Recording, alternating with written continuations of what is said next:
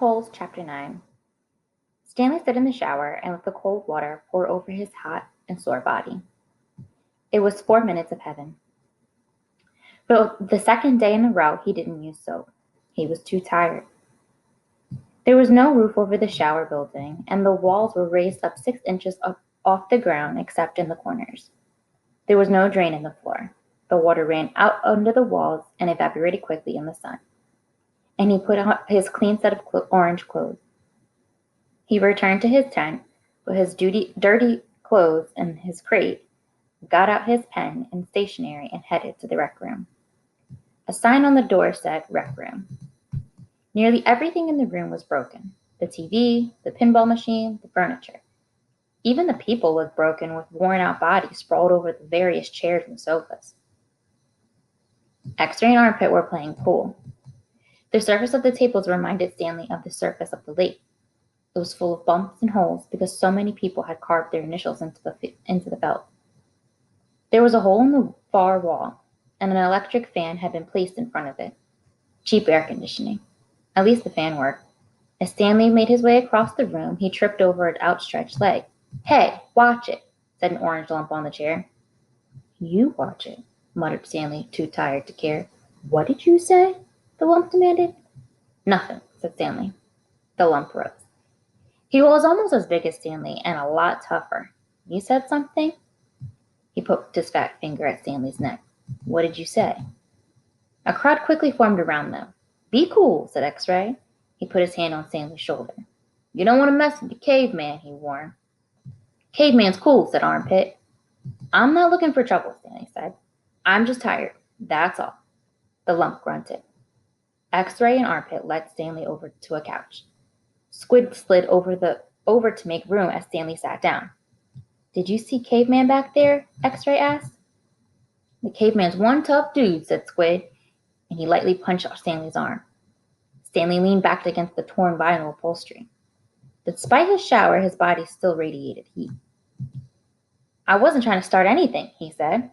"The last thing he wanted to do after killing himself all day on the lake was to get in a fight with a boy named Caveman." He was glad X-Ray and Armpit had come to his rescue.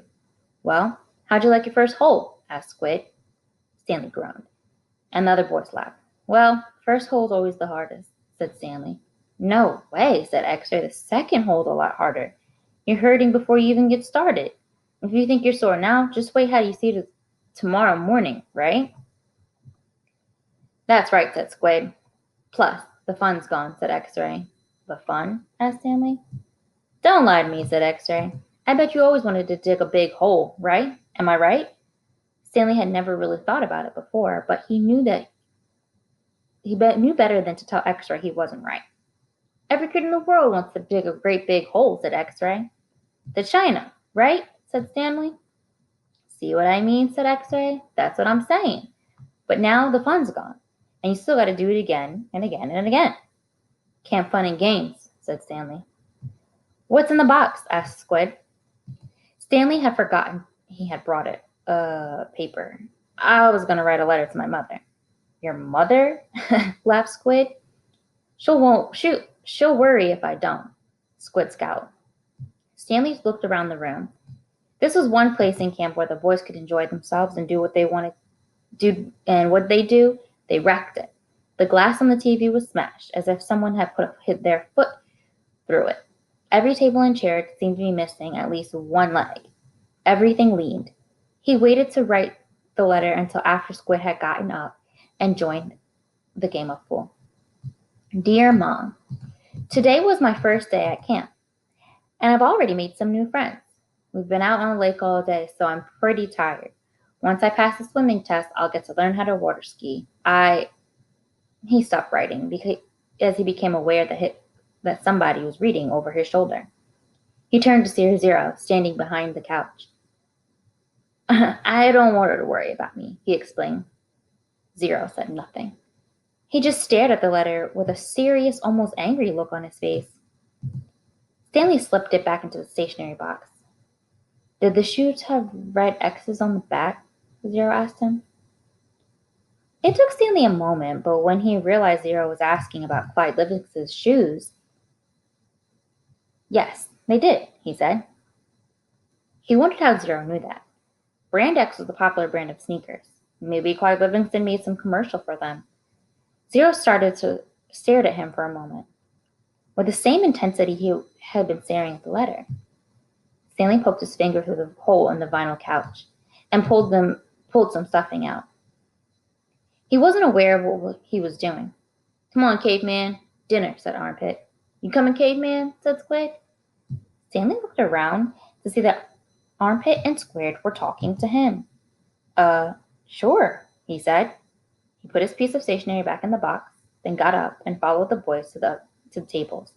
The lump wasn't the caveman. He was. He shrugged his left shoulder. It was better than Barf Bag. Chapter 10. Stanley had no trouble falling asleep, but morning came much too quickly. Every muscle and joint in his body ached as he tried to get out of bed. He didn't think it was possible, but his body hurt more than it had the day before. It wasn't just his arms and his back, but his legs, ankles, and waist also hurt. The only thing that got him out of bed was knowing that every second he wasted meant he was a second closer to the rising of the sun. He hated the sun. He could hardly lift his spoon during breakfast, and then, when he was out on the lake, his spoon was replaced by a shovel. He found a crack in the ground and began his second hole. He stepped on the shovel blade and pushed on the very back of the shaft at the base of his thumb. This hurt less than trying to hold the shaft with the blistered fingers. As he dug, he was careful to dump the dirt away from his hole. He needed to save the area around the hole for when his hole was much deeper. He didn't know if he'd ever get that far. X-ray was right. The second hole was the hardest. It would take a miracle. As long as the sun wasn't out yet, he removed his cap and used it to help protect his hands. Once the sun rose, he would have to put it back on his head. His neck and forehead had been badly burned the day before. He took one shovelful at a time and tried not to think of the awesome task that lay ahead of him. After an hour or so, his sore muscles seemed to loosen up a bit.